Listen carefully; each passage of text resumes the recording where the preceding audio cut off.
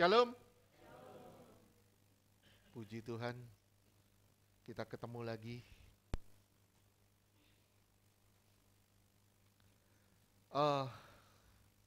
Hari ini kita sama-sama share tentang Yesus sebagai pokok anggur dan kitalah rantingnya. Judul khotbah hari ini, Yesus sebagai pokok anggur dan kitalah rantingnya. Saya yakin semua udah tahu ya firman ini. Ya, mungkin Sardi bisa bantu baca dari Yohanes 15 ayat 1 sampai 8. Yohanes 15 dari ayat ke-1 sampai ayat ke-8. Yohanes 15 ayat 1, Akulah pokok anggur yang benar dan Bapakkulah pengusahanya. Bapakkulah pengusahanya. Terus lanjut ayat 2. Yohanes 15 ayat 2, Setiap ranting padaku yang tidak berbuah dipotongnya, dan setiap ranting yang berbuah dibersihkannya, supaya ia lebih banyak berbuah. Ya, kalau tidak berbuah dipotong, tapi kalau sudah berbuah dibersihkan. Terus Ayat 3, Kamu memang sudah bersih karena firman yang telah kukatakan kepadamu. ya, terus ayat 4. Ayat 4, Tinggallah di dalam aku dan aku di dalam kamu, sama seperti ranting tidak dapat berbuah dari dirinya sendiri. Kalau ia tidak tinggal pada pokok anggur, demikian juga kamu tidak berbuah, jikalau kamu tidak tinggal di dalam aku. Ya, terus Ayat 5, Akulah pokok anggur dan kamulah ranting-rantingnya. Barang siapa tinggal di dalam diulangin sama Tuhan. Terus dan aku di dalam dia, ia berbuah banyak. Sebab di luar aku, kamu tidak dapat berbuat apa-apa. di luar aku kamu nggak bisa bikin apa-apa. Ayat 6. Ayat 6, Barang siapa tidak tinggal di dalam aku, ia dibuang keluar seperti ranting dan menjadi kering. Kemudian dikumpulkan orang dan dicamkan ke dalam api, lalu dibakar. Iya, 7. Ayat 7, Diulang lagi. Terus Jikalau kamu tinggal di dalam aku dan firmanku tinggal di dalam kamu, mintalah apa saja yang kamu kehendaki dan kamu akan menerimanya. ya, ini jawaban doa. Kalau saudara tinggal di dalam Tuhan, kalau kita tinggal di dalam Tuhan dan firman Tuhan ada di dalam kita, minta apa aja Tuhan pasti jawab. Terus ayat 8 yang terakhir. Ayat 8, Dalam hal inilah Bapakku dipermuliakan, yaitu jika kamu berbuah banyak, dan dengan demikian kamu adalah murid-muridku. Iya. Oke. Tanaman anggur adalah tanaman yang populer di Timur Tengah, khususnya di Israel waktu itu. Tanaman yang sangat populer. Di sini mungkin nggak terlalu populer ya, apalagi di Jakarta, tanaman anggur nggak populer. Ya, botol anggur yang banyak di sini. Pohon anggur nggak.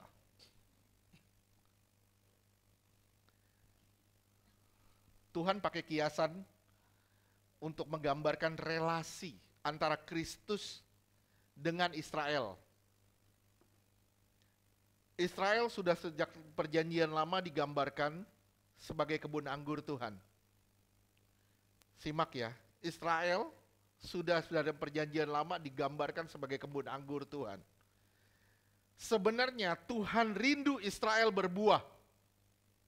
Tapi mengapa tidak ada buahnya? Oleh sebab itu, yang ada hanya penghakiman. Saudara silakan lihat di Yesaya 5 ayatnya ke-7. Yesaya 5 ayat 7, Sebab kebun anggur Tuhan semesta alam ialah kaum Israel, dan orang Yehuda ialah tanam-tanaman kegemarannya. Dinantinya keadilan, tetapi hanya ada kelaliman. Dinanti keadilan, tapi yang keluar hanya kelaliman. Terus Dinantinya kebenaran, tetapi hanya ada keonaran. Dinanti kebenaran, tapi yang ada hanya keonaran. Ini satu kerinduan dari Tuhan supaya saudara berbuah. Ini di perjanjian lama relasinya belum terlalu nyata. Tapi begitu nyampe ke Tuhan Yesus, relasinya itu begitu nyata. Kedekatannya itu begitu dekat antara kita dengan Allah. Oleh sebab itu Tuhan pakai kiasan tentang pokok anggur, Tuhan sebagai pokok anggur, dan kitalah sebagai rantingnya. Mazmur 80 ayat 9 sampai ke 16, Mazmur 80, Mazmur ke-80 ayat 9 sampai ke 16. Mazmur 80 ayat 9.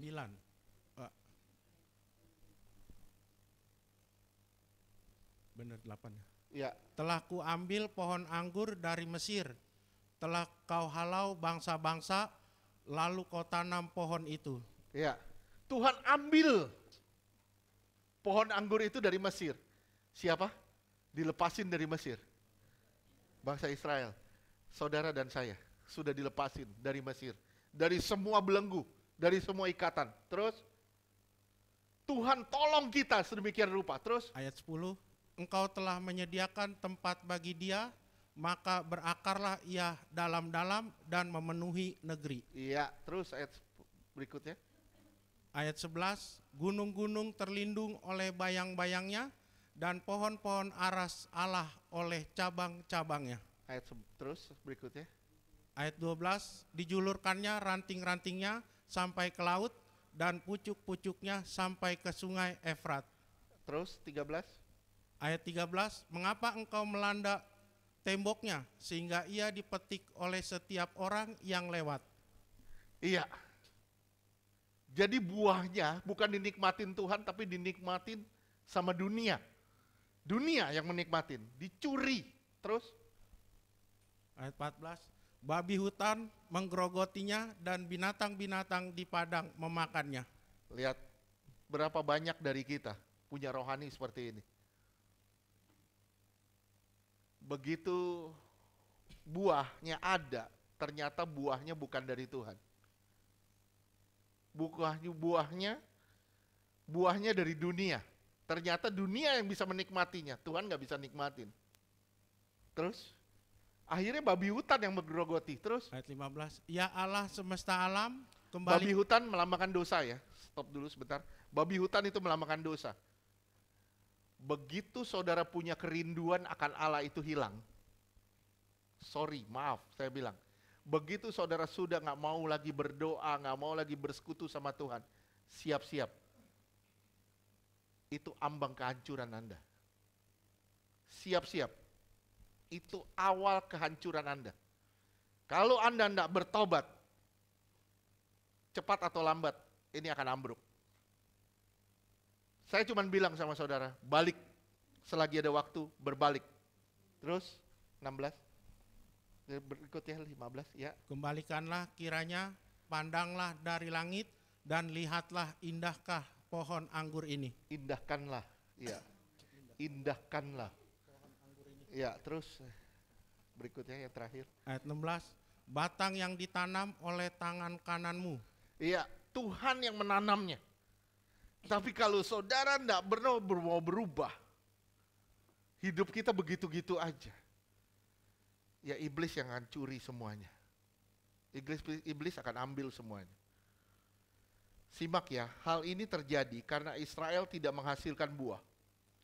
Israel gagal.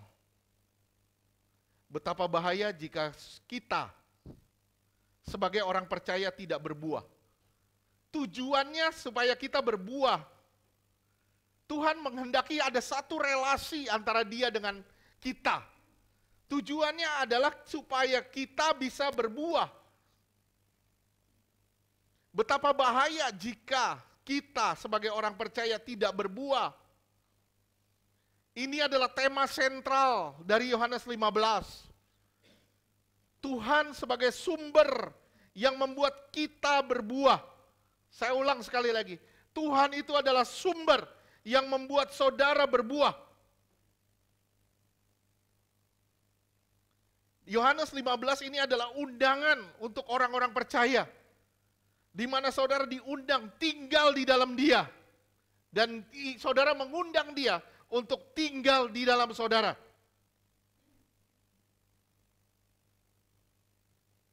Ingat di Yohanes 15, di situ juga terdapat elemen hukuman, betul gak? Saudara bisa lihat, setiap ranting padaku yang tidak berbuah, dipotong, dibuang. Ayat 6 juga ada, dipotong, dibuang. Ada elemen penghukuman di situ. Yesus memberi kita, Yesus memberi saudara kekuatan. Kekuatan untuk apa sih? Coba lihat di ayat 8. Yohanes 15 ayat 8. Yohanes 15 ayat 8, dalam hal inilah Bapakku dipermuliakan. Saudara diberi kekuatan supaya saudara bisa memuliakan Allah melalui hidup saudara. Terus, Yaitu jika kamu berbuah banyak, saudara bisa berbuah, diberi kekuatan supaya saudara berbuah. Terus, dan dengan demikian kamu adalah murid-muridku. supaya saudara bisa dimuridkan sama Tuhan.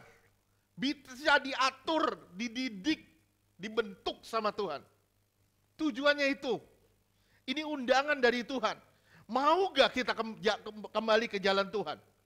Mau gak kita benar-benar ikut Tuhan? Sekarang kita lihat di ayat 2.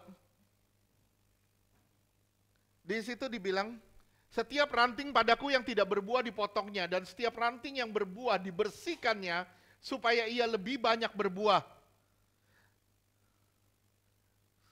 Simak ya, di dalam kekristenan itu tidak ada kata stuck.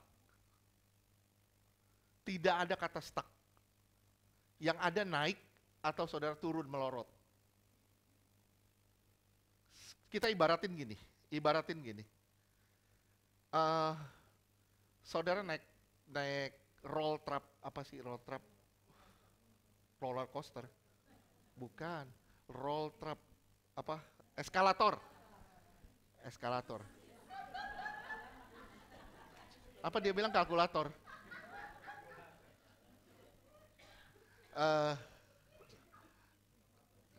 Eskalator, hampir saya bilang kalkulator gara-gara dia. Kita naik eskalator, eskalatornya naik ke atas gini. Tapi saudara mau turun. Atau eskalatornya berbalik, arahnya turun, kita mau naik. Kalau saudara ngikutin kecepatan, saudara lebih cepat, saudara akan bisa sampai di atas. Betul gak? Tapi kalau saudara memperlambat irama saudara dalam naik itu, lama-lama saudara akan jalan di tempat, di situ-situ aja. Betul gak? Semakin saudara memperlambat, semakin saudara melorot ke bawah. Ditarik ke bawah. Begitupun sama arus dunia. Sama. Kita sebagai orang Kristen, itu harus melawan arus dunia. Melawan, bukan ngikutin. Berapa banyak orang Kristen hari ini ngikutin arus dunia. Arus dunia ke sini kita ikut ke sini. Mestinya kita lawan arah. Tuhan mau saudara dan saya itu lawan arah. Seperti kita naik roll trap, naik eskalator. Kita lawan arah. Begitu kita lawan arah, begitu kita mengurangi kecepatan, kita ditarik mundur sama dia. Sampai akhirnya kita gak pernah maju. Begitu aja, bahkan sampai hilang. Nyampe gak sih apa yang dimaksud ini? Bisa ngerti gak? Bisa ya? Lihat ya, di dalam kekristenan itu gak ada kata mandek. Gak ada kata suam. Tuhan bilang, kalau kau panas, engkau harus panas. Panas itu ada gunanya. Kalau kau dingin, hendaklah kau dingin. Dingin juga ada gunanya. Air panas, air dingin ada gunanya. Tapi kalau suam-suam itu enggak enak. Bisa paham lah? Ya, kalau nikmatin kopi panas, banyak orang suka dengan yang namanya kopi panas. Ada orang yang suka kopi dingin. Tapi jarang orang suka kopi suam. Jarang orang suka kopi suam. Nikmatin pagi hari, kopi-kopi yang suam, nggak enak rasanya. Ya, posisi suam itu pasti keseret ke bawah, nggak mungkin nggak. Kita hanyut atau kita lawan arus dunia, gitu aja. Tuhan mau membawa saudara untuk melawan arus dunia. Oleh sebab itu saudara terikat pada pokok anggurnya. Kalau saudara nggak terikat pada pokok anggurnya, saudara akan terbuang. Kita hanya bisa lawan arus. Ketika saudara melibatkan Tuhan, saudara terikat dengan Tuhan, Tuhan pasti beri saudara kekuatan. Sekali lagi, ketika saudara terikat dengan Tuhan, pasti Tuhan kasih kekuatan. Memang pada saat saudara terikat sebagai sebuah ranting pada pokok anggur, Tuhan mengalirkan air, mengalirkan nutrisi. Bahkan pada waktunya dia juga alirin nutrisi-nutrisi yang menyakitkan. Tujuannya satu, supaya ranting ini tetap hidup. Supaya ranting ini sehat. Tapi kita nggak terbiasa dengan hal-hal yang menyakitkan. Kita nggak terbiasa dengan pembentukan. Kita nggak terbiasa dengan proses. Kita terbiasa dari kecil, kita terbiasa dengan kenikmatan. Betul nggak? Oleh sebab itu Petrus bilang, kamu telah ditebus dari cara hidup kamu yang sia-sia, yang diwariskan oleh nenek moyang kita. Itu cara hidup yang nggak beres. Yang mendorong kita pada kenikmatan, pada kedagingan. Yang membuat kita jauh dari Tuhan. Terseret jauh dari Tuhan. Yesaya 40 ayat 29 sampai 31. Yesaya 40 ayat 29 sampai 31. Yesaya 40 ayat 29. Dia memberi kekuatan kepada yang lelah dan menambah semangat kepada yang tiada berdaya. Terus ayat 30, orang-orang muda menjadi lelah dan lesu dan teruna-teruna jatuh tersandung. Lihat ya, orang muda itu tenaganya banyak. Kalau masih muda tenaganya banyak. Tapi mereka juga jadi lelah kok. Mereka tersandung. Kenapa? Karena mereka nggak terikat sama Tuhan. Terus? Yesaya 40 ayat 31, tetapi orang-orang yang menanti-nantikan Tuhan mendapat kekuatan baru. Mereka seumpama Raja Wali yang naik terbang dengan kekuatan sayapnya. Mereka berlari dan tidak menjadi lesu. Mereka berjalan dan tidak menjadi lelah. Lihat ya. Kita ibaratin gini, saya lagi lari maraton. Taruh deh 10 kilo. 10 kilometer bukan kilogram. 10 kilo. Saya lagi lari. Karena saya tahu di ujung jalan itu ada begitu besar hadiah yang dipersiapkan. Itu membuat saya terus bersemangat. Kenapa? Karena saya tahu hadiahnya itu gede. Misalnya hadiahnya mendapatkan istri seperti dia. Misalnya, ya, saya akan kejar gimana pun juga saya akan kejar. Saya akan kejar. Kenapa? Karena saya tahu itu tujuan saya. Permasalahannya orang Kristen kenapa menjadi lelah? Kenapa menjadi lelah? Kenapa? Karena nggak tahu tujuannya apa. Mereka bias dari tujuan-tujuan semula. Bias dari panggilan. Bias dari Tuhan. Itu yang membuat mereka tidak pernah bersemangat di dalam Tuhan. Pernah ketemu nggak orang Kristen yang tadinya menggebu-gebu akhirnya males-malesan, apa males, begini males, begitu males. Pernah ketemu nggak orang seperti itu? Banyak. Kita nggak ngalamin nggak?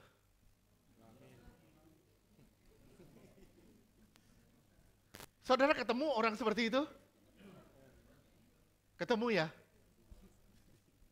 Saya cuma bilang, kenapa bisa terjadi? Karena bias dari tujuan. Semuanya terjadi karena tujuannya nggak fokus lagi pada tujuannya. Nggak fokus lagi pada Allah. Yang dia fokusin pada dirinya sendiri. Dia mulai lihat ke bawah dan mulai melihat kekurangan-kekurangannya. Saya butuh ini, butuh ini, butuh ini, saya butuh ini. Dan dia diperhadapkan dengan berbagai tuntutan yang membuat dia kecewa, kecewa, dan kecewa. Akhirnya ujung-ujung yang dipersalahkan itu Tuhan. Adam nyalain siapa? Adam nyalain? Bukan, Adam nyalain Tuhan dulu. Dia bilang apa? Kamu sih tempatin perempuan ini di. Hawa nyalain siapa? Nyalain ular. Kenapa Tuhan kasih ular di situ? Ujung-ujung yang dipersalahin Tuhan kok. Saya sampai pernah ngomong sama saudara, seakan-akan Tuhan itu sumber dari segala masalah. Kenapa? Karena kita mulai fokus pada tujuan kita, bukan tujuan Tuhan. Kita fokus pada kebutuhan kita, bukan fokus pada kehendak Tuhan. Apakah manusia nggak ada manusia yang nggak bermasalah? Saya yakin semua manusia pasti masalah. Semua. Pasti ada masalah. Permasalahannya di mana? Perbedaannya. Perbedaan orang yang berakar sama yang tidak berakar. Yang berakar, dia terus berharap pada Tuhan dan terus mengucap syukur dalam segala hal. Tapi yang tidak berakar, dia akan kecewa dan mulai terseret, nggak mau lagi bersekutu dengan Tuhan. Dia meninggalkan relasi. Saya bilang relasi, itu 267. Relasi 267 tahu ya? Tahu relasi 267. Itu not. Oke? Relasi. Yang belum tolong tanya sebelah. Oke? Satu kerinduan saya termasuk diri saya sendiri. Sorry, maaf, saya bilang satu kerinduan saya termasuk diri saya sendiri. Jangan sampai kita lelah dalam mengikuti Tuhan. Sorry, saya bilang jangan sampai kita lelah dalam mengikuti Tuhan. Saya berapa kali saya ngomong, saya enggak mau ada seorang pun binasa di tempat ini.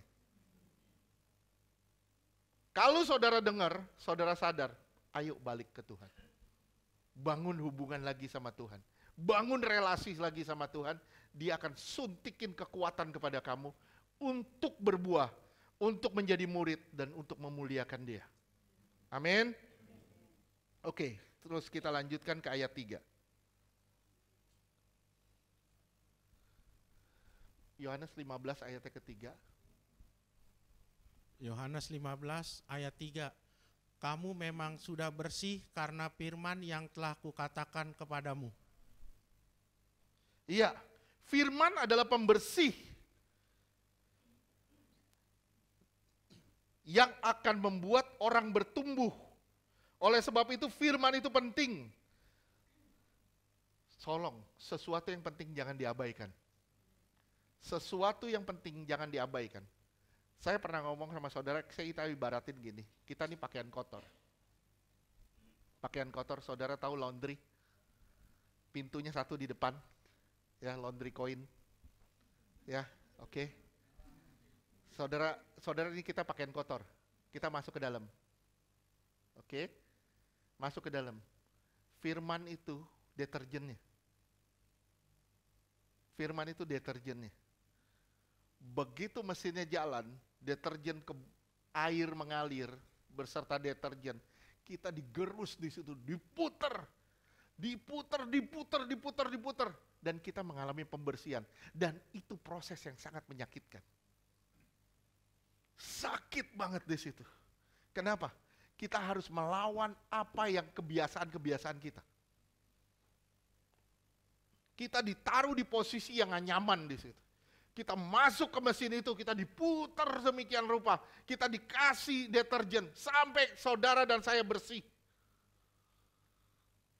Kalau saudara belum bisa ngampunin orang, terus dikasih orang yang nyakitin.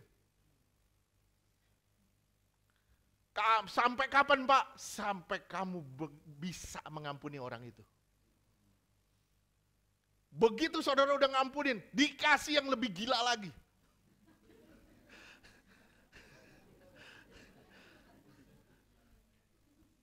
Sampai kapan Pak? Sampai kamu punya hati anti gores. Sampai kamu gak bisa terluka lagi. Disakitin model apapun, gak akan terluka. Sampai saudara bilang, ayo antem gue pakai siapa aja. Gue gak akan terluka. Kalau saudara udah di posisi gitu, saudara gak akan ada yang nyakitin saudara. Gak ada yang bisa nyakitin saudara. Tapi ada waktunya lagi, nanti saudara harus waspada. Makanya saudara harus waspada. Begitu saudara mulai lengah, saudara mulai diseret ke bawah, dikirim lagi orang aneh. Diputar lagi kita, digodok lagi di situ. Sampai apa? Sampai kita naik lagi kok. Oke? Ayat 4. Di situ dibilang, tinggallah.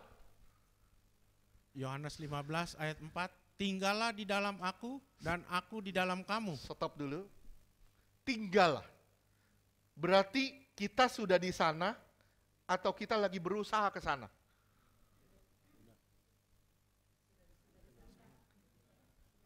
Sudah di sana atau kita berusaha ke sana? Kita sudah di sana. Makanya di firman itu dibilang tinggallah. Saudara dan saya sudah di sana. Bukan saudara berusaha ke sana, tapi saudara sudah di sana. Saudara sudah nyantol sama Tuhan. Tapi permasalahannya, entah engkau ranting yang baik atau ranting yang gak baik. Kalau ranting yang gak baik, kamu harus dibersihkan sama firman supaya kamu berbuah. Oleh sebab itu Tuhan bilang di sini, tinggallah. Berarti saudara sudah di sana, bukan berusaha ke sana. Tugas kita adalah mengusahakan engkau, saudara dan saya tetap di sana. Mengusahakan kita tetap di sana. Kadang dia mengaliri air demi hidup rohani kita. Tapi kadang dia mengaliri zat-zat yang menyakitkan. Dan tidak enak, tujuannya supaya ranting itu sehat, sembuh. Supaya ranting itu sehat, sembuh. 2 Timotius 3 ayat 16.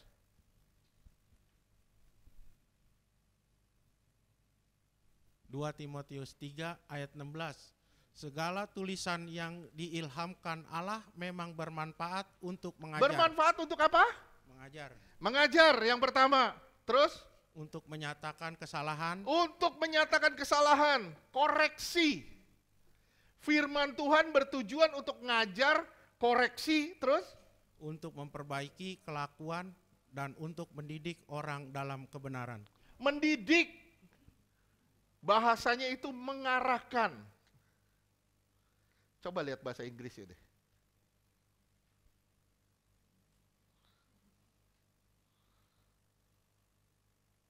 Instruction in righteousness.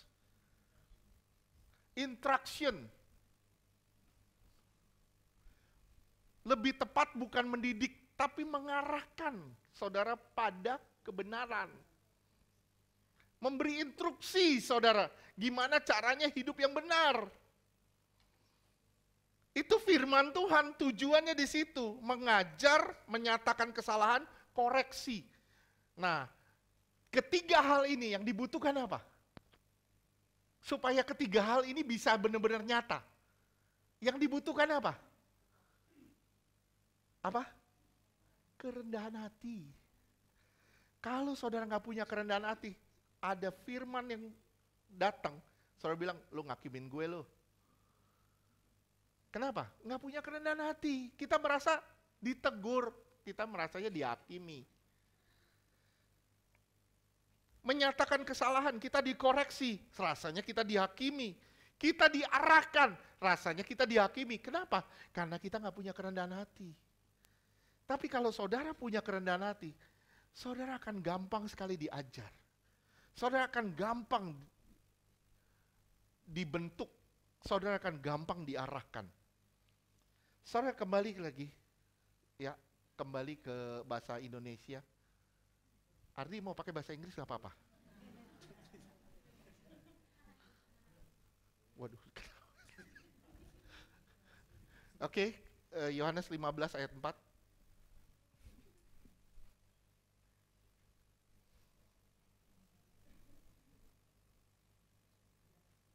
Iya. Yohanes 15 ayat 4, tinggallah di dalam aku dan aku di dalam kamu. Sama seperti ranting tidak dapat berbuah dari dirinya sendiri, kalau ia tidak tinggal pada pokok anggur, demikian juga kamu tidak berbuah, jikalau kamu tidak tinggal di dalam aku. Oke, simak ya. Tinggallah di dalam aku dan aku di dalam kamu. Ini relasi yang sesungguhnya. Relasi yang sebenarnya. Kalau saudara di dalam Tuhan, tapi Tuhan tidak di dalam saudara, bisa berbuah gak? Saya ulang sekali lagi. Saudara di dalam Tuhan, tapi Tuhan gak ada di dalam saudara, berbuah gak? Saudara, di dalam saudara ada Tuhan, tapi saudara tidak di dalam Tuhan, berbuah gak? Berbuah. Siapa yang bilang berbuah? Salibkan dia. Jadi ini relasi yang sesungguhnya. Kita ada di dalam Tuhan, dan Tuhan di dalam kita. Baru bisa berbuahnya seperti itu. Kalau Tuhan, kita di dalam Tuhan, atau Tuhan di dalam kita, tapi kita nggak di dalam Tuhan, itu nggak bakal bisa berbuah. Nggak bakal bisa berbuah. Tuhan di dalam aku, walaupun Tuhan di dalam aku, tapi aku tidak di dalam Tuhan, tidak bisa berbuah.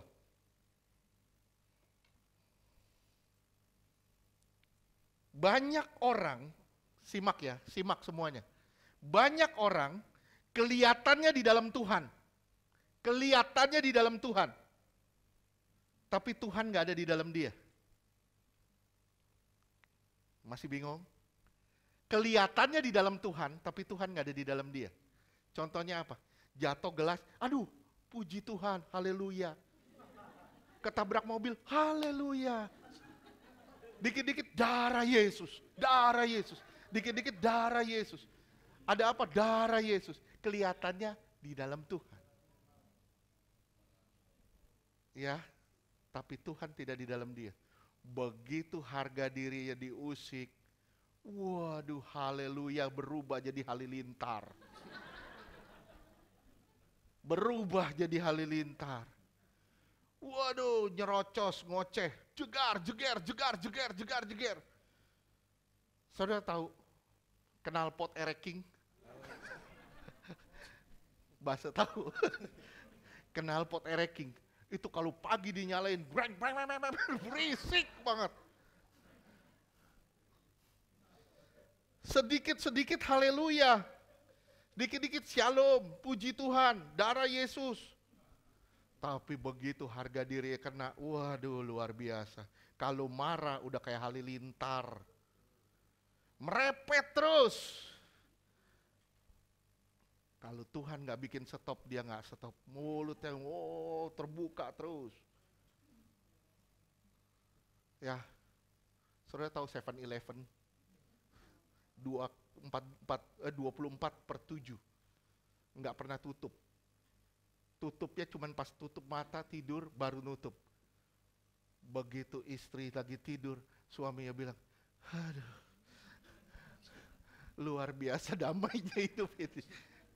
Tapi saya yakin nggak ada di sini istri-istri seperti itu. Amin. Suami-suami juga nggak ada yang seperti itu di sini. Amin. Jadi ngerti ya? Nggak ada yang ngaku. Iya. Nggak ada yang ngaku. Tapi biarin lah ya. Kita alamin teguran aja, oke? Sekarang pertanyaannya gini. Tuhan ada di dalam saudara gak? Amin. Tuhan ada di dalam saudara gak? Pertanyaannya tuh, saudara di dalam Tuhan gak? Ya. Gini, banyak orang melayani, rajin melayani. Rajin melayani.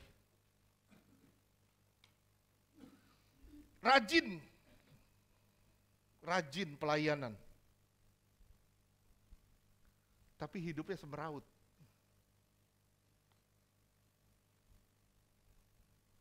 Atau orang nggak pernah ke gereja, tidak melayani, hidupnya benar-benar rusak. Tapi masih tetap percaya sama Tuhan Yesus. Nah ini gimana menurut saudara? Dia nggak pernah ke gereja, udah nggak mau berdoa, udah nggak mau bersekutu sama Tuhan. Ngerti sampai sini? Ngerti? Tapi masih tetap percaya sama Yesus. Ini ya gimana? Yesus ada di dalam dia, betul? Tapi masalahnya dia tidak ada di dalam Yesus. Berbuah nggak orang seperti ini? Nggak akan bisa berbuah. Sampai kapanpun nggak bakal bisa berbuah.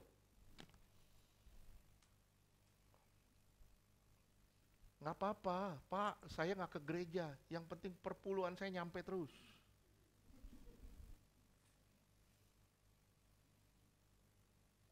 Orang seperti ini, Tuhan ada di dalam dia. Tapi sayang, dia tidak ada di dalam Tuhan. Ngerti nggak? Pertanyaan saya sama saudara, apakah Tuhan sudah ada di dalam saudara? Tadi semangat, sekarang kok jadi loyo menjawabnya. Apakah saudara sudah ada di dalam Tuhan? Tuhan ada di dalam saudara? Saudara percaya sama Tuhan? Saudara di dalam Tuhan enggak? Kalau di dalam Tuhan, semua hidupmu berubah. Mulutmu berubah. Hatimu berubah. Semua di hidupmu pasti berubah. Ke arah mana? Ke arah Tuhan. Pasti. Enggak mungkin enggak. Permasalahan yang paling fatal adalah orang mengaku percaya Tuhan, tapi tidak pernah mau mempercayakan hidupnya sama Tuhan. Saya pernah kasih contoh saudara, batu. Saya lempar batu ke kolam. Batu ada di dalam air? Batu nyerap air gak? Batu gak pernah nyerap air. Dulu saya ibaratkan spons, oke? Sekarang saya ibaratin sesuatu yang nyerap air lebih dahsyat, itu namanya kapas. Ngerti kapas ya? Tahu kapas? Ada yang pernah lihat kapas? Ada yang belum pernah lihat? Hah? Itu kapas angin.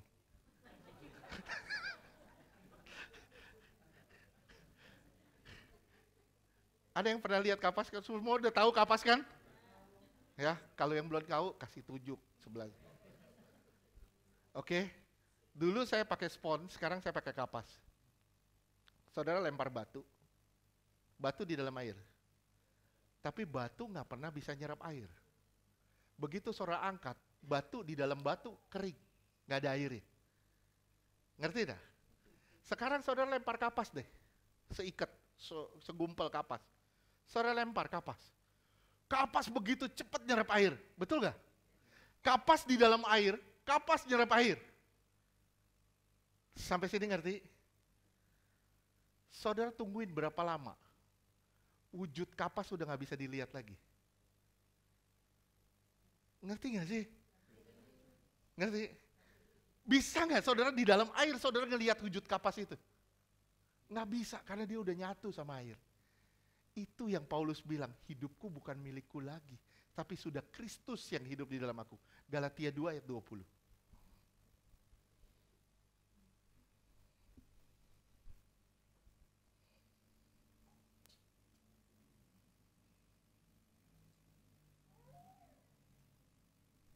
Galatia 2 ayat 20. Namun aku hidup, tetapi bukan lagi aku sendiri yang hidup. Aku hidup nih, tapi bukan aku yang hidup sendiri. Aku nggak hidup sendiri. Terus? Melainkan Kristus yang hidup di dalam aku. Nah, ada Kristus yang hidup di dalam aku. Nah, begitu Kristus dan aku sudah punya relasi, aku sudah menyatu dengan Tuhan, di situ terjadinya perubahan. Saudara pasti berbuah. Orang yang punya relasi, Kristus di dalam dia dan dia di dalam Kristus, pasti berbuah, nggak mungkin nggak. Sampai sini ngerti nggak? Ngerti terus? Dan hidupku yang kuhidupi sekarang di dalam daging adalah hidup oleh iman dalam Anak Allah yang telah mengasihi aku dan menyerahkan dirinya untuk aku. Iya. Lihat ya. Saya berharap saudara bisa ngerti apa yang makanya saya kita pakai ilustrasi supaya bisa ngerti lah. Tujuannya supaya saudara bisa ngerti. Yesus itu bagaikan ruang di mana kita orang percaya bergerak secara terbatas. Sekali lagi, bergerak secara terbatas. Saya taruh ikan cupang di sini. Ikan cupang saya taruh di sini. Ikan cupang bergerak di dalam air ini. Bebas gak? Dia bergerak, tetap bergerak, tapi terbatas.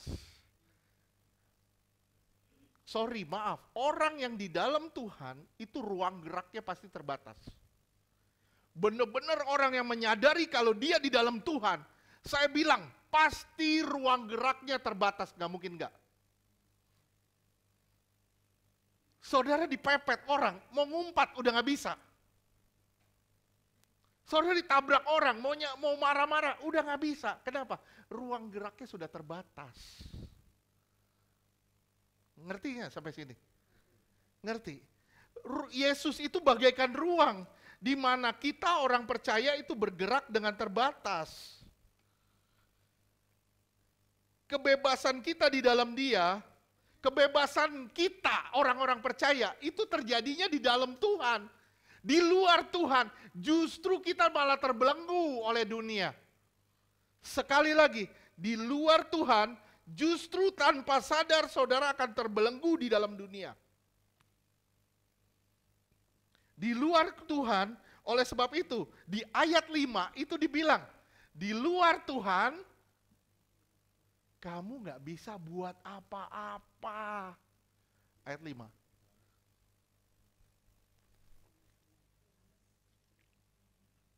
Yohanes 15 diingetin. Yohanes 15 ayat 5, akulah pokok anggur dan kamulah ranting-rantingnya. Barang siapa tinggal di dalam aku dan aku di dalam dia, ia berbuah banyak. Sebab di luar aku kamu tidak dapat berbuat apa-apa. Di luar aku, di luar Tuhan, enggak ada sesuatu pun yang saudara bisa buat. Oke, ketika saudara di dalam Tuhan, saudara akan menyerap sifat dan karakter Tuhan. Ketika Tuhan di dalam saudara, saudara akan memancarkan wujud Kristus di dalam diri saudara. Sampai sini ngerti gak? Benar ngerti? Serius? Mukanya pada... Jadi yang saya ragukan dua. Satu gak ngerti. Kedua, lapar, betul. Di luar Tuhan, kebebasannya itu tipuan. Simak ya, di luar Tuhan, kebebasannya itu tipuan. Tapi di dalam Tuhan, itu kebebasannya real, nyata. Kejadian 3 ayat 4 sampai 5.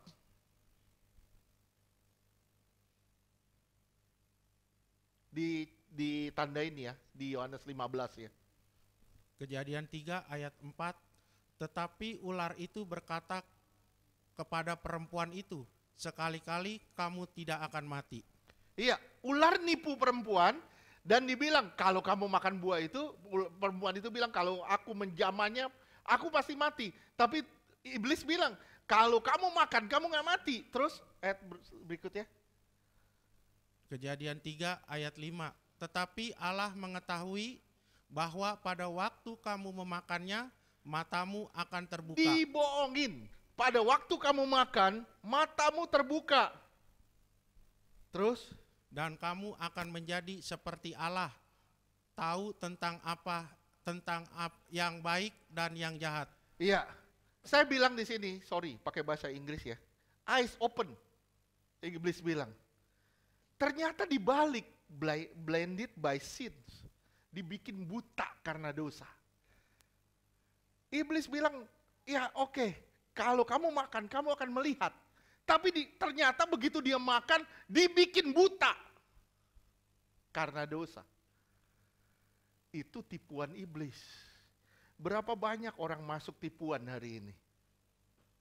Enaklah, cobain dikit lah. Dikit aja dikit, dosa dikit, dosa dikit.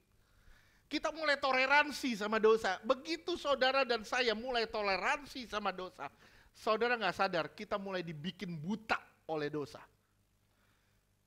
Pertama kan nyoba sedikit kan, lama-lama terikat. Begitu sudah terikat, udah lupa deh. Saya bilang, saya ngalamin, ini jujur saya ngalamin ya. Saya ngalamin, sorry. Saya ngalamin begini. Saya punya waktu doa tiap pagi. Waktu doa tiap pagi, saya punya bangun hubungan sama Tuhan tiap pagi.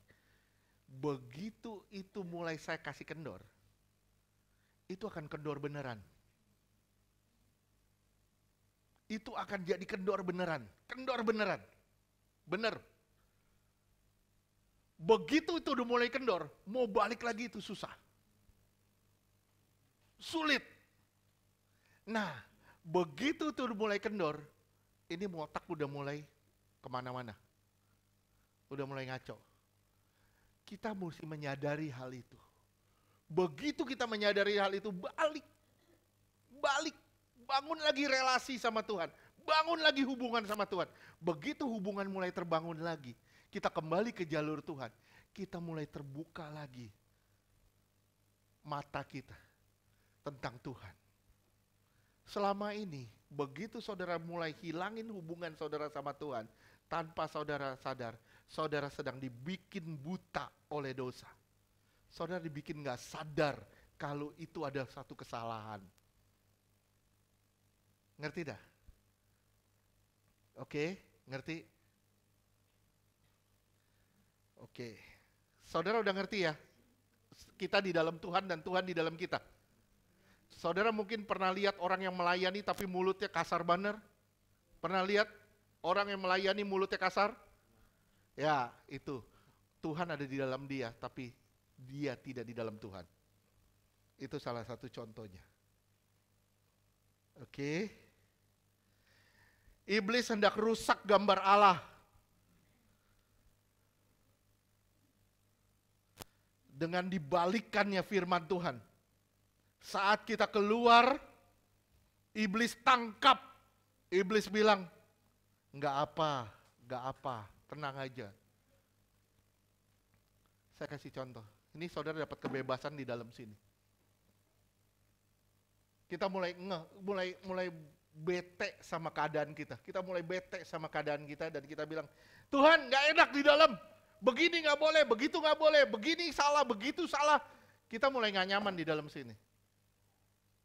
Tuhan pernah gak Tuhan bawa kita keluar? Tuhan gak bakal bawa kita keluar, tapi kita yang keluar. Kita keluar. Begitu kita keluar, saudara gak sadar. Benar, ketika keluar, saudara gak sadar. Di luar itu banyak yang nungguin saudara.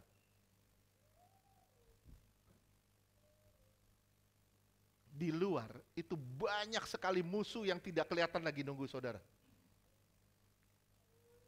Kita gak nyaman, mulanya kita gak nyaman di dalam Tuhan. Kita bilang apa sih, begini salah, begitu salah, begini gak boleh, begitu gak boleh. Kita mulai merasa gak nyaman di dalam Tuhan. Mulanya itu, Begitu kita mulai banyak komplain sama Tuhan, kita keluar, saudara sedang dirusak, gambar Allah di dalam saudara sedang dirusak. Dan iblis sedang menyambut saudara di situ.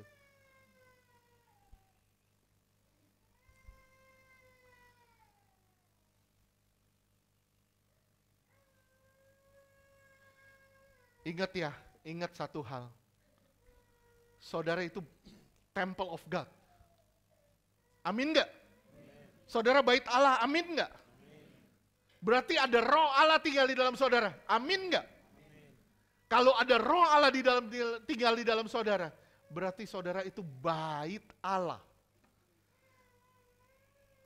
Tuhan cuma ngomong sama saudara, jaga itu kesucian bait Allah itu. Jangan dikotori dengan hal-hal yang duniawi. Jangan dikotori dengan hal-hal yang nggak beres. Baik itu pornografi, nikotin, musik-musik nggak beres. Jangan kotori. Kenapa? Karena kamu temple of God. Bisa ngerti sampai sini? Di dalam Allah kita bisa bergerak, kita bisa berkarya, kita bisa lakukan kehendak-Nya. Pertanyaannya, apakah saudara welcome dengan kehadiran Allah di dalam saudara? Welcome nggak dengan kehadiran Allah di dalam saudara? Apakah saudara benar-benar terima teguran, terima didikan, terima pembentukan?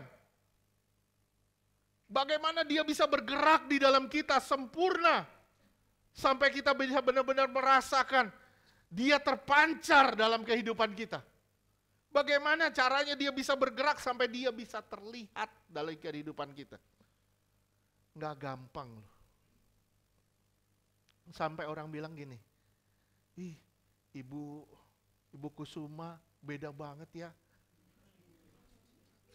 Dulu, wah dikit-dikit marah.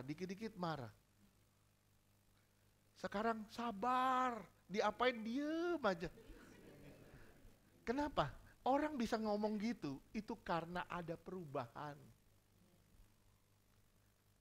Ada buah yang bisa dilihat. Begitu buahnya terlihat, buah itu nggak bisa disangkal. Sekarang saya tanya sama saudara, maaf saya tanya. Jawab ya. Pohon menunjukkan buah atau buah menunjukkan pohon?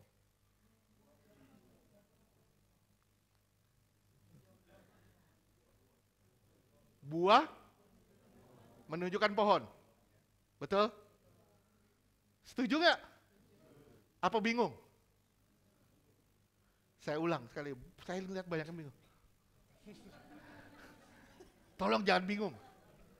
Bingung nggak? Nggak. Kalau bingung pegangan, satu keluarga pegangan. Pohon menunjukkan buah atau buah menunjukkan pohon? Buah menunjukkan pohon. Itu salah tuh. Pohon terbalik. Udah salah kecek lagi. Tapi gak apa-apa, belajar.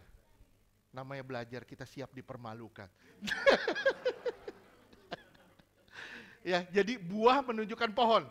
Betul? Kita ngelihat pohon mangga. Itu pohon mangga. Kenapa lu tahu pohon mangga? Itu buahnya buah mangga. Ya, nggak mungkin buahnya pohon kita bilang pohon mangga, buahnya kedondong, nggak mungkin. Selama dia pohon mangga, buahnya pasti mangga. Ya, buah menunjukkan pohon. Buah yang ada pada saudara menunjukkan siapa yang ada di dalam saudara. Saya ulang sekali lagi. Buah yang saudara tunjukin ke permukaan lewat cara hidup saudara, itu menunjukkan siapa yang ada di dalam saudara. Sorry, itu gak bisa disangkal. Kalau buahnya bagus, siapa yang di dalam saudara, pasti itu Tuhan. Gak mungkin di dalam kita setan, buahnya bagus, itu gak mungkin. Gak mungkin. Kalau di dalam kita Tuhan, pasti buahnya bagus. Oke, sampai sini ngerti gak? Ngerti ya? Jadi tunjukkanlah buahnya. Begitu buahnya kita bisa tunjukin, orang pasti memuliakan Tuhan dengan hidup saudara. Pasti. Saudara bisa memancarkan kehidupannya. Kita harus tinggal di pokok anggur itu, supaya nutrisinya teralir di dalam kita. Kalau gak ada aliran dari pokok anggurnya, rantingnya pasti kering. Semakin kita jauhi Tuhan, simak, semakin saudara jauhi Tuhan, semakin hilang selera akan Tuhan. Tambah saudara jauhin, tambah hilang seleranya. Begitu seleranya hilang, tanpa saudara sadar, saudara sudah mengalami kematian rohani. Mati rohani. Tadi saya udah kasih contoh, seperti air di dalam kapas. Sampai air itu nggak bisa, kapas itu nggak bisa dilihat lagi. Yang kelihatan cuma air. Ya, sampai wujud Yesus itu nampak sepenuhnya di dalam kita. Oke, sampai sini ngerti? Simak ya. Kalau ikan dikeluarin dari air, ikan bagaimana? Kelepek-kelepek, mati. Betul? Ranting diputusin dari pokoknya, mati. Tanaman dicabut dari tanahnya, mati. Begitupun saudara, kalau saudara kehilangan relasi dengan Tuhan, saudara mengalami kematian rohani.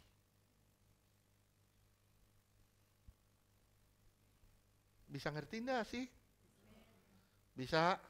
Kalau saudara kehilangan relasi dengan Tuhan, tanpa saudara sadar, saudara sudah mengalami kematian rohani. Oke? Betapa hebatnya apa yang kita lakukan. Betapa hebatnya yang saudara kerjakan, saudara lakukan. Tapi kalau di luar Tuhan, itu tidak ada apa-apanya, itu nothing. Ngerti gak? Sekarang hebat gak Babel itu dibangun? Hebat loh, Babel itu hebat loh. Tahun berapa itu? Sebelum Masehi udah bisa bangun bangunan bertingkat loh. Besar, tinggi, gede. Betapa hebatnya itu. Tapi di mata Tuhan itu nol, nothing. Sesuatu yang dibangun di luar Tuhan, itu tidak ada artinya. Percaya deh, sesuatu yang dibangun di luar Tuhan, itu tidak berarti apa-apa di mata Tuhan. Mungkin itu akan berarti di mata orang, tapi tidak berarti di mata Tuhan. Oke? Hebat gak orang bisa ciptain bom atom? Hebat gak? Hebat loh, pinter. Bom atom bisa diciptain, itu hebat loh. Tapi di luar Tuhan, itu diciptakan. Di mata Tuhan, itu nol, itu nothing. Kenapa? Ujung-ujungnya cuma untuk menghancurkan bumi ini. Menghancurkan ciptaan Allah. Oke, Mazmur 127 ayat 1.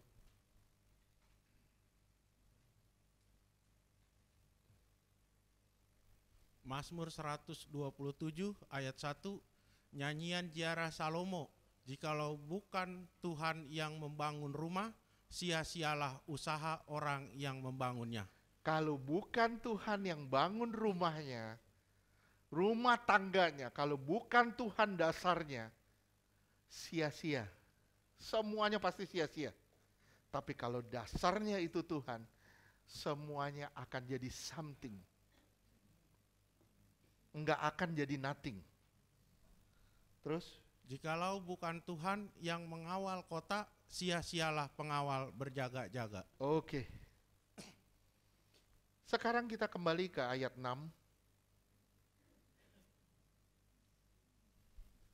Saya bilang ini ranting useless.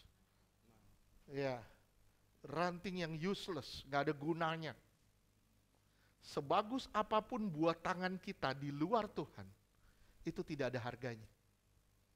Saya ulang ya, sebagus apapun buat tangan saudara di luar Tuhan, itu tidak ada harganya.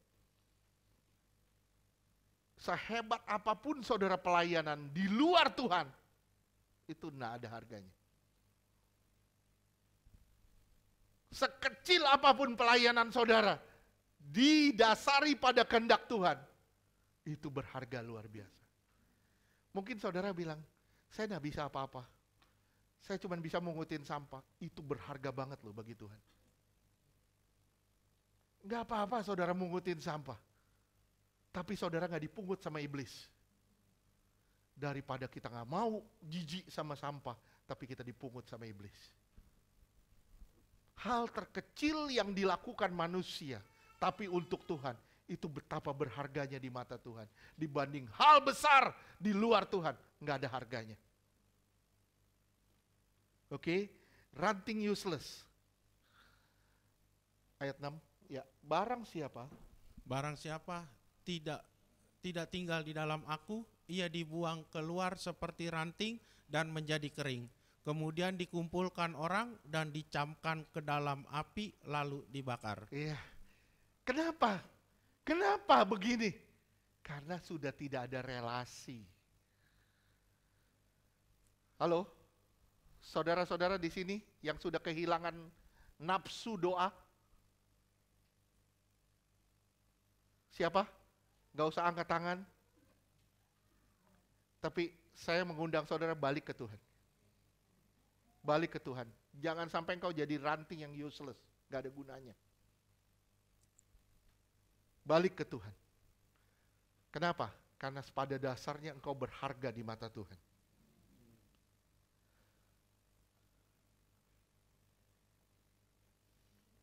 Kita harus menghasilkan sesuatu bagi Tuhan. Ya, kasih karunia memang gratis. Tapi kasih karunia yang saudara dapat, berapa saudara bisa menghargai kasih karunia itu, akan terpancar dari apa yang saudara lakukan hari-hari hidup saudara. Kasih karunia itu gratis kok. Tuhan beri dengan cuma-cuma, masa Tuhan tuntut lagi? Enggak, Tuhan enggak tuntut. Tapi harus ada buahnya. Kalau kasih karunia yang Tuhan beri tidak berbuah, berarti kasih karunia saudara sia-siakan begitu aja.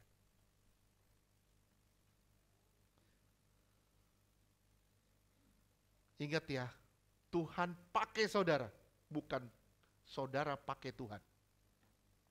Tuhan itu pakai saudara. Jangan dibalik. Saudara pakai Tuhan. Salah. Serahkan hidup kita. Biarkan Tuhan pakai kita. Ayat ke-7.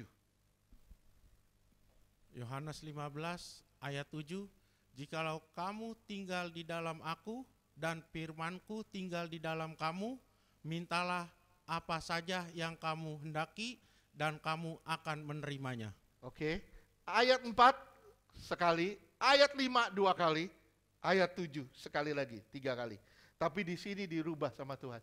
Jikalau kamu tinggal di dalam aku, kamu di dalam Tuhan, dan firmanku, ada firman Tuhan di dalam saudara, ada firman Tuhan di dalam saudara, baru Tuhan bilang di situ, mintalah apa saja. Aku akan jawab.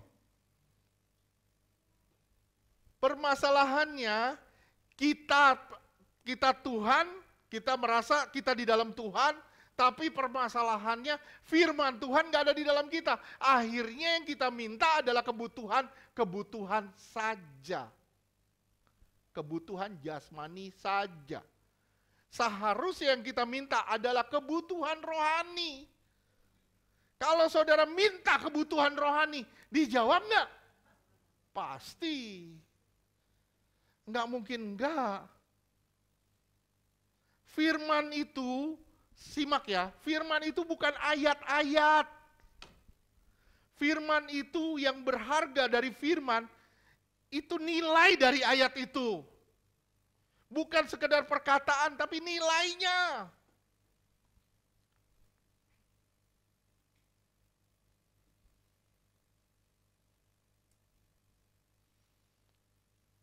Sering dari kita baca firman, kita nggak ngerti. Kita nggak ngerti, baca aja.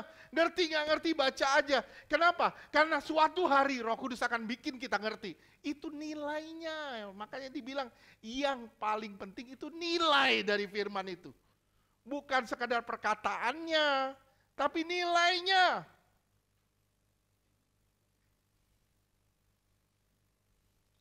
Bisa ngerti enggak? Nilai dari firman itu yang utama, dan itulah kebenaran. Oke? Kebenaran ada 3 nih. Kebenaran ada 3. 1, kebenaran indrawi. Kebenaran indrawi. Apa tuh? Berdasarkan panca indera. Berdasarkan panca indera kita. Di luar panca indera kita, kita bilang aneh. Karena itu tidak sesuai dengan apa yang kita lihat. Oke? Sampai sini ngerti? Misalnya, Pak Yogo lagi naik motor, jalan, ketemu satu orang bapak, misalnya di bulan-bulan panas. Cuaca lagi panas luar biasa di luar, panasnya luar biasa. Di mana-mana panas. Tapi bapak-bapak ini pakai jas hujan. Jalan pakai jas hujan. Pak Yogo tanya, Pak, emang hujan di mana? Bapak itu bilang gini, gua aja lagi nyari. Di mana? Aneh nggak? Aneh. Kenapa? Nggak sesuai indera kita. Kita kalau ngelihat, nah kebenaran yang kedua itu kebenaran ilmiah. Berdasarkan otak kita. Ngerti nggak sampai sini? Otak kita, begitu kita ngelihat orang ini pakai jas hujan segala macam, kita bilang, ini orang aneh. Kenapa? Nggak sesuai dengan pola pikir kita. Kalau dia pakai jas hujan harus mendung, harus ada gerimis, baru pakai jas hujan. Betul nggak? Betul. Ini kebenaran ilmiah.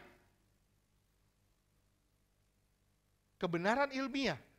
Makanya kalau kebenaran indrawi itu orang bilang, betul, gua ngelihat dengan mata kepala gua sendiri. Nah,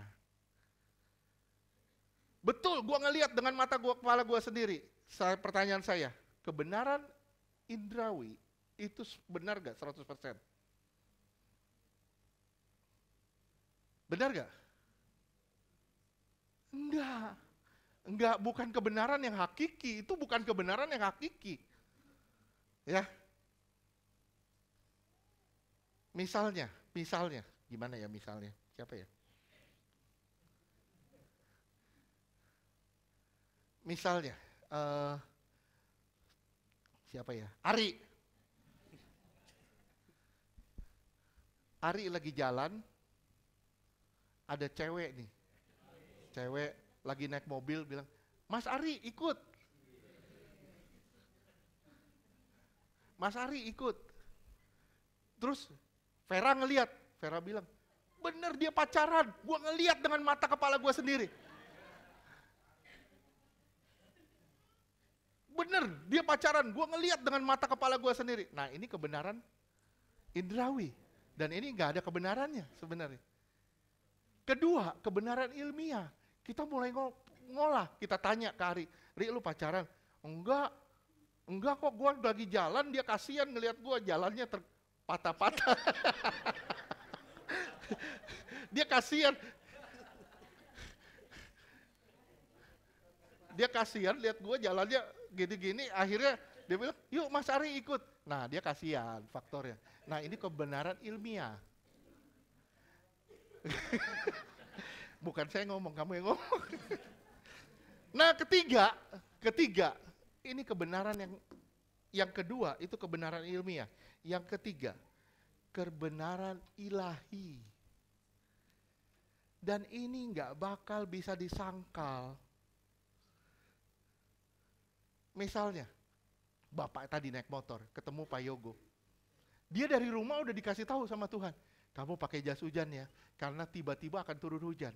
Pak Yogo ketawa, lu orang gila, orang panas gini. Katanya, lu memang tuh lalit lu. Lu panas-panas gini, tau-tau hujan, jerrrr. Nah itu kebenaran ilahi. Kenapa? Karena itu lewat hubungan pribadi. Nggak bisa disangkal. Ngerti gak sih? Jangan ketawa aja, tahu-tahu nggak ngerti. Pulang, ngomong apa? Oh, cuman Ari dijemput cewek.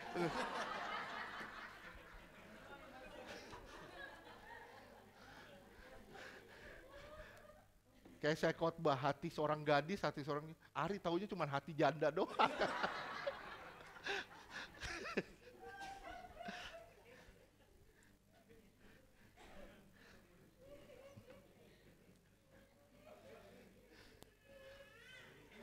Bisa ngerti ya? Benar ya? Ini 3 jenis kebenaran. Kebenaran indrawi itu bukan kebenaran yang hakiki. Kebenaran ilmiah itu bukan kebenaran hakiki juga. Yang ketiga, kebenaran ilahi itu kebenaran yang paling hakiki. Kita pergi retret, gak punya duit, dari nol, kita berangkat dari nol. Tiba-tiba kita pergi, itu kebenaran ilahi. Kenapa? Karena kita mengalami. Kita mengalami itu kebenaran ilahi. Dan orang di dunia bisa ketawain kita. Hah, gak mungkin lu pergi, gak mungkin lu pergi, gak mungkin bisa jalan. Ternyata kita bisa jalan. Itu kebenaran ilahi. Oke? Sampai sini ngerti? Jangan pahami Alkitab kulitnya aja, tapi isinya. Isinya. Kalau saudara pahami isinya, saudara akan ketemu nilainya. Saudara baru bisa ketemu nilai dari Alkitab ketika saudara kupas isinya. Oke. Ada satu ilustrasi nih, tapi kurang enak didengarnya, tapi nggak apa-apa lah. Nggak apa-apa lah. Contoh. Nggak.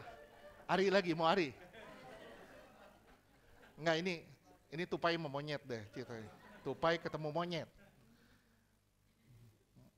Tupai nanya monyet, nyet, menurut lu buah paling enak apa? Monyet bilang, pisang lah. Tupai bilang, enggak, kenari. Tupai bilang, kenari. Monyet bilang, nggak mungkin kenari. Dikasih sama monyet, sama tupai kenari.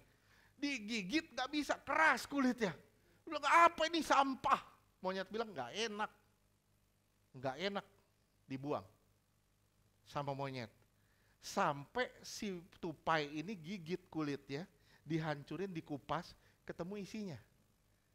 Begitu ketemu isinya, itu monyet makan, monyet bilang, iya ya enak kenari, ternyata gue baru ngerasain, kenari itu enak. Oke, sampai sini ngerti? Kalau saya sebagai tupai, saya ngupas kenarinya, saudara jadi apa? Makanya saya bilang gak enak. Saya kupas kulitnya supaya saudara dapat isinya.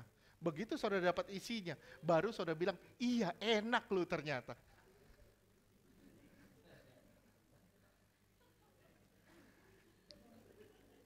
Halo, ngerti gak sih? Ngerti? Benar-benar ngerti. Hidup kita itu dibersihkan oleh firman. Firman itu jangan lihat ayatnya, ayat perkataan-perkataan, itu nilainya. Oleh sebab itu saya tidak setuju kalau orang memperdebatkan kebenaran. Buat apa kebenaran diperdebatin? Orang sekarang lagi hibuk nih, berdebat semuanya, berdebat sini. Kenapa? Karena itu kebenaran nggak bisa didebatin. Kebenaran itu tetap kebenaran. Istilahnya gini, gua ngerasain, lu nggak ngerasain, lu jangan ngomong lu. Gua ngerasain hidup gua berubah karena itu. Gak usah orang lain ngomong. Bisa paham dah? Bisa. Ya. Itu, firman itu kalau saudara pahami isinya, saudara pasti ngalamin perubahan dalam hidup saudara. Pasti, gak mungkin gak. Kuncinya itu di relasi. Orang yang punya hubungan dengan Tuhan, pasti doanya itu gak macem-macem. Pasti ada kehendak Tuhan di situ. dan pasti dikabulkan. Permintaan sesuai kehendak Allah adalah permintaan yang tidak sia-sia. Saya ulang. Permintaan yang sesuai dengan kehendak Allah adalah permintaan yang tidak sia-sia. Jadi rahasia doa yang dikabulkan yaitu kita tinggal di dalam Kristus dan firman-Nya ada di dalam kita. Itu rahasia doa yang dijawab Tuhan. Doa yang tidak dijawab karena karena kita nggak mengerti kehendak Allah. Tapi bagi iblis itu kesempatan untuk dia menuai kita. Kita jadi kecewa, kita jadi lihat keadaan kita, akhirnya kita jadi keluar dari relasi dengan Tuhan yang membuat kita ditangkap oleh iblis. Di situ saudara tidak sadar, namanya satu, kematian rohani. Kita nggak mau saudara di sini semua nggak boleh jadi ranting yang useless, nggak ada gunanya. Saudara harus berbuah. Saudara harus tunjukin kepada orang pohonnya apa. Tunjukin sama orang pohonnya apa. Karena orang bisa lihat pohonnya apa, itu dari buahnya apa. Kalau kita nggak berbuah, orang nggak tahu itu pohon apa. Saya berharap saudara bisa ngerti apa yang dibahas ini. Amin. Tuhan berkati.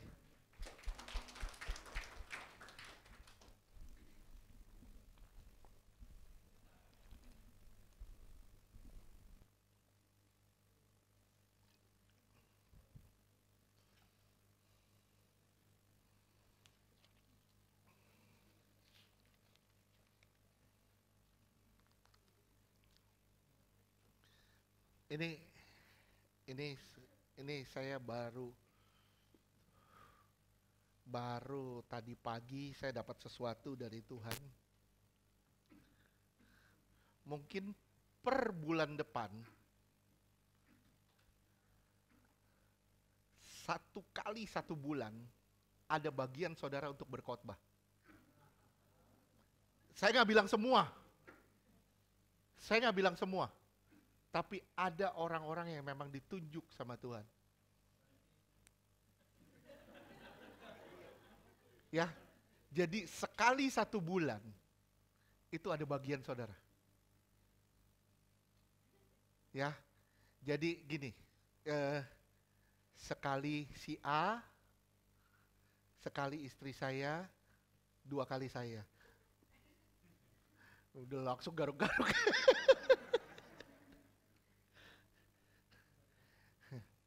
Nggak apa-apa, belajar. Namanya kita belajar, sama-sama belajar. Saya bilang ya, nggak ada sempurna kok. Kita semua belajar menuju kesempurnaan. Nggak ada seorang pun sempurna. Tujuannya apa? Supaya kita bisa sama-sama berbagi. Sama-sama berbagi, sama-sama bertumbuh. Sama-sama melihat cara Tuhan bekerja dalam hidup kita. Amin? Setuju nggak sih?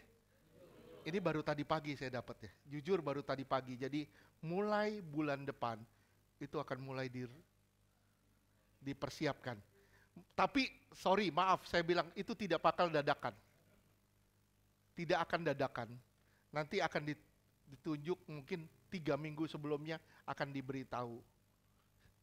Nanti kamu persiapin untuk bulan ini. Kamu persiapin untuk bulan ini. Dan itu akan di rolling.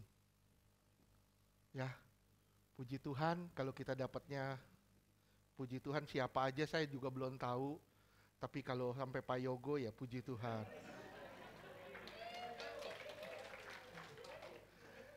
Saudara akan kaya dengan berbagai ilustrasi tentang mesin.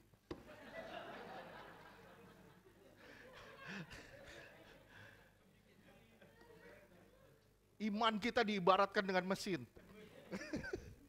Pokoknya semuanya tujuannya satu. Kita semua berjalan menuju kesempurnaan. Amin. Tuhan berkati.